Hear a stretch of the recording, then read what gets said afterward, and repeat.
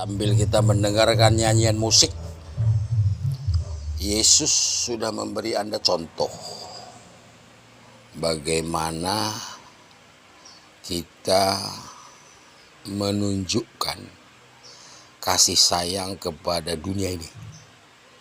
Misalnya Anda seorang jiwa terpilih, belum terlambat walaupun Anda sudah pensiun dari Pangdam atau dari prajurit atau dari kepolisian. Beli tanah di mana seberapa hektar, tanamlah di situ buah atau ternak, ditatalah tanah itu dengan organik. Libatkan masyarakat sekitar, sisihkan sebagian gaji kita, dan kita ikut bekerja. Pada saat orang datang ke rumah Anda, orang bukan bertanya tentang jabatan, tentang pekerjaan, tapi dia akan bertanya, "Pak, wis panen nurung durene? Pak de, piye tanduran pisange?" Jadi masyarakat itu akan melihat, oh ini kebenaran.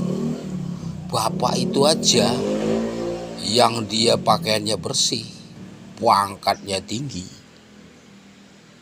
macul. Padahal kita macul itu kan olahraga.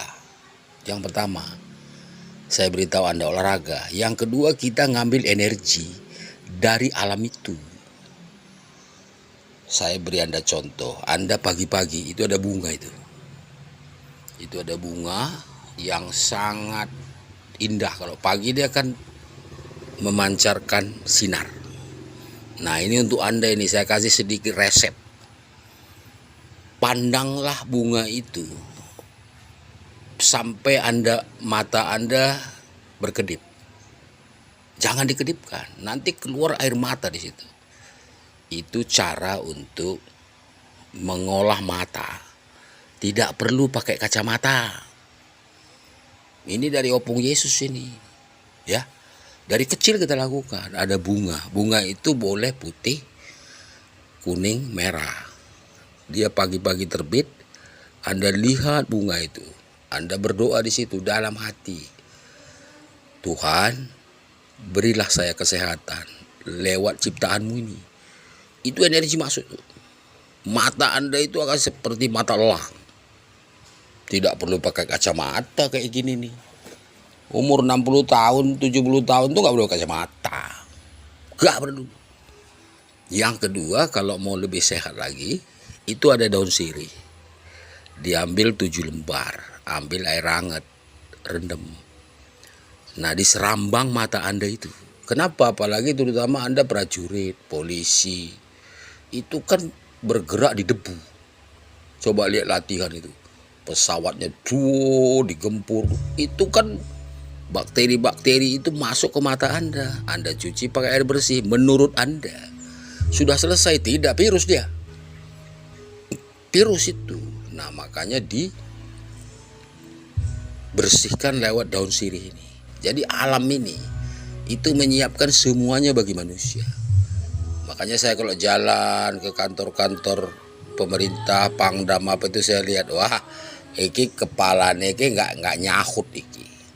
Karena kalau kita masuk ke sebuah lembaga, kita lihat di situ tamannya yang indah, bunganya berwarna-warni, saya langsung dalam hati, kau religius.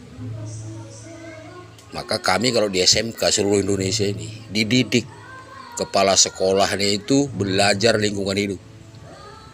Semua ditanam. Kemarau disirami, dibagi tugas kelompok-kelompok siswa itu. Itu bukan untuk melihat indah sementara, bukan.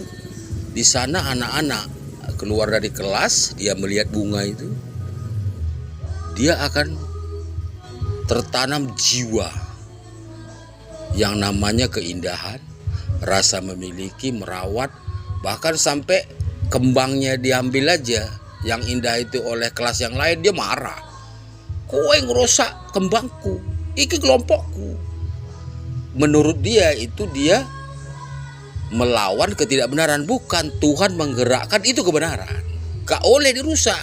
Nah, dari sini kita akan bangun kesadaran hidup di bumi, dari zaman. Sehingga tidak perlu banyak. Kalau Anda bikin 50 hektar, itu bukan positif, malah reaksinya jadi negatif. Wah, bapak itu suwe, padahal Anda jual harta orang di kampung. Tapi orang menilai sederhana, bapak itu jelas nyeleweng. Bukan kita tidak bisa beli semua tanah di sini, tapi kita tidak mau. Saya tidak mau itu. Kita cukup yang elek-elek wae nggon aku. Nah, jadi tanah yang jelek itu kita ubah tapi malah menghasilkan. Nah, disinilah kunci tidak boleh adanya keserakahan itu. Kita harus tahu diri, karena dunia yang lain tuh perlu juga orang lain. Nah, makanya kalau Anda lihat pejabat dia punya tanah 1000 hektar, 2000 hektar, itu orang serakah. Walaupun dia menunjukkan bahwa dia itu kaya. Memangnya orang kaya itu cuma dia. Berjuta miliar orang kaya di negeri ini tidak menunjukkan dirinya kaya. Dia adep asor, tapi dia membangun.